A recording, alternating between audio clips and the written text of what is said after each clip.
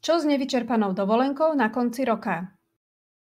Ako ustanovuje zákonník práce, základná výmera dovolenky je 4 týždne.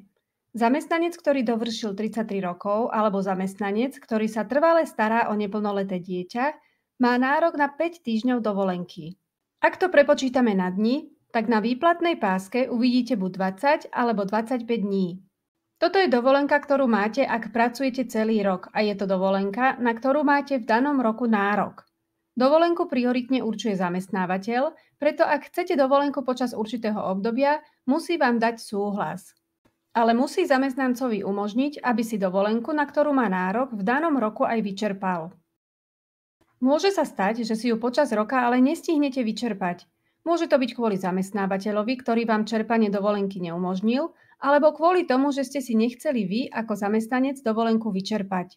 Čiže v prípade, že si ju nestihnete do konca roka vyčerpať, môžete si ju vyčerpať do konca nasledujúceho roka. Takže v nasledujúcom roku budete mať nárok na novú dovolenku a zároveň aj nárok na nevyčerpanú dovolenku zo starého roka.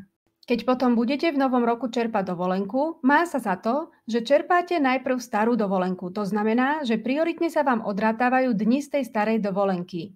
A následne po jej vyčerpaní míňate novú dovolenku. V novom roku zamestnávateľ musí do 30. júna určiť, kedy si do konca roka môžete vyčerpať starú dovolenku. V prípade, že to do 30. júna neurobí, potom si ju môžete určiť vy ako zamestnanec, čiže vy sám rozhodnete, kedy si ju budete čerpať. Ak ste dočasne práce neschopní kvôli chorobe alebo úrazu, potom si môžete vyčerpať dovolenku po skončení tejto práce neschopnosti. Alebo ak ste na materskej či rodičovskej dovolenke, tiež si starú dovolenku môžete vyčerpať po jej ukončení. Rovnako to platí pri uvoľnení na výkon verejnej funkcie alebo odborovej funkcie, tiež si ju vyčerpáte po skončení výkonu funkcie. Niekedy sa stane, že si starú dovolenku zamestnanec nevyčerpá ani do konca nasledujúceho roka. Ak to budú dni dovolenky zo základnej výmery, to jest zo 4 týždňov, respektíve 20 dní, tak tie vám zamestnávateľ nemôže preplatiť kvôli tomu, že ste si ich nevyčerpali.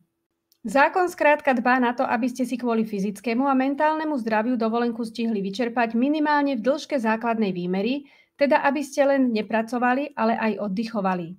Ak sa tak nestane, táto dovolenka vám prepadne. Výnimkou je, ak ste si dovolenku nemohli vyčerpať z dôvodu skončenia pracovného pomeru. Vtedy máte nárok na náhradu za nevyčerpanú dovolenku vo výške vášho priemerného mesačného zárobku. No ak si stihnete z minulého roka vyčerpať 20 dní, ale vy máte vyšší nárok na dovolenku za daný rok a túto si nestihnete vyčerpať, musí vám ju zamestnávateľ preplatiť, respektíve patrí vám náhrada za túto nevyčerpanú dovolenku vo výške vášho priemerného zárobku. Viac o dovolenke sa dozviete vo videách Rozum do vrecka pre zamestnancov. Ďakujem, že ste si pozreli toto video. Ak bolo pre vás užitočné, nezabudnite dať odber a like.